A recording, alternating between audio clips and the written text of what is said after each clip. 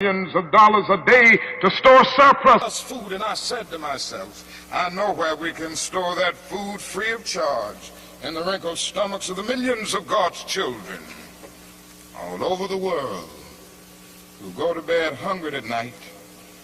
And maybe we've spent far too much of our national budget establishing military bases around the world rather than bases of genuine concern and understanding. But not only do we see poverty abroad, I would remind you that in our own nation there are about 40 million people who are poverty-stricken. I have seen them here and there. I've seen them in the ghettos of the North. I've seen them in the rural areas of the South. I've seen them in Appalachia. I've just been in the process of touring many areas of our country. And I must confess that in some situations, I have literally found myself crying.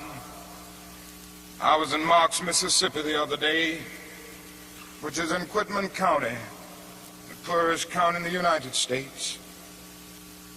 I tell you, I saw hundreds of little black boys and black girls walking the streets with no shoes to wear. I saw their mothers and their fathers trying to carry on a little Head Start program, but they had no money. The federal government hadn't funded them. They were trying to carry on, and they raised a little money here and there, trying to get a little food to feed the children, trying to teach them a little something. And I saw mothers and fathers who said to me, not only were they unemployed, but they didn't get any kind of income, no old age pension, no welfare check or anything. I said, how do you live? And they say, well, we go around to the neighbors and ask them for a little something. When the berry season comes, we pick berries. When the rabbit season comes, we hunt and catch a few rabbits. And that's about it. And I was in Newark and Harlem just this week. And I walked in to the homes of welfare mothers. I saw them in conditions, no, not with wall-to-wall carpet, but wall-to-wall rats and roaches. I stood in an apartment, and this welfare mother said to me, the landlord will not repair this place. I've been here 2 years. He hadn't made a single repair. Pointed out her little boy who was a victim of lead poisoning.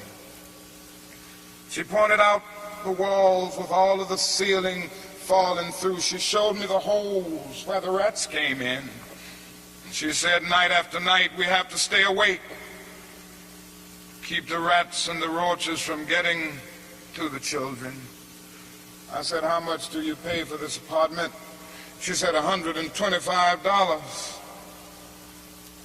I looked and I thought and said to myself, it isn't worth $60.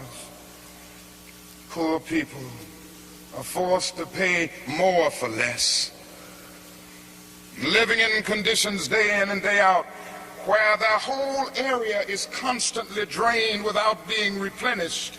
It becomes a kind of domestic colony. And the tragedy is so often these 40 million people are invisible because America is so affluent, so rich, because our expressways carry us away from the ghetto. We don't see the poor. Jesus told a parable one day,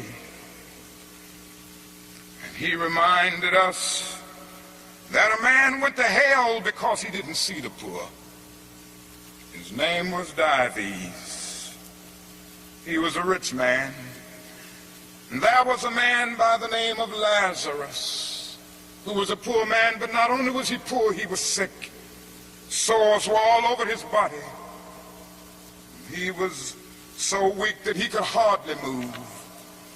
He managed to get to the gate of Dives every day, wanting just to have the crumbs that would fall from his table. Dives did nothing about it. The parable ends saying, Dives went to hell, and there was a fixed gulf now between Lazarus and Dives. Now, that is nothing in that parable which says that Dives went to hell because he was rich. Jesus never made a universal indictment against all wealth. It is true that one day a rich young ruler came to him and he advised him to sell all, but in that instance Jesus was prescribing individual surgery and not setting forth a universal diagnosis. And if you will look at that parable with all of its symbolism, you will remember that a conversation took place between heaven and hell, and on the other end of that long distance call between heaven and hell was Abraham in heaven, talking to Dives in hell. Now, Abraham was a very rich man. If you go back to the Old Testament, you see that he was the richest man of his days, so it was not a rich man in hell talking with a poor man in heaven. It was a little millionaire in hell talking with a multimillionaire in heaven. Dives didn't go to hell because he was rich.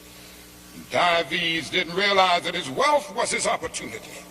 It was his opportunity to bridge the gulf that separated him from his brother Lazarus.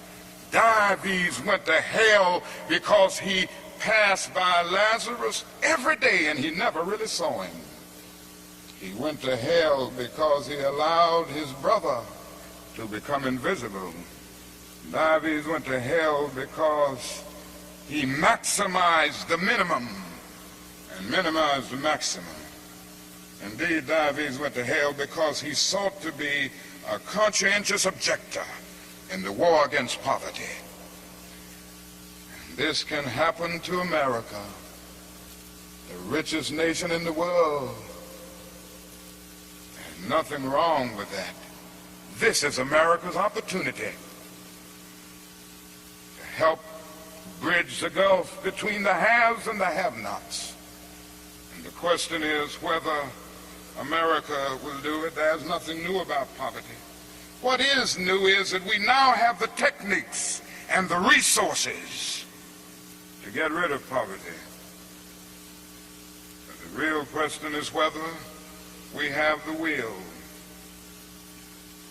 In a few weeks, some of us are coming to Washington to see if the will is still alive or if it is alive in this nation. We're coming to Washington in a poor people's campaign.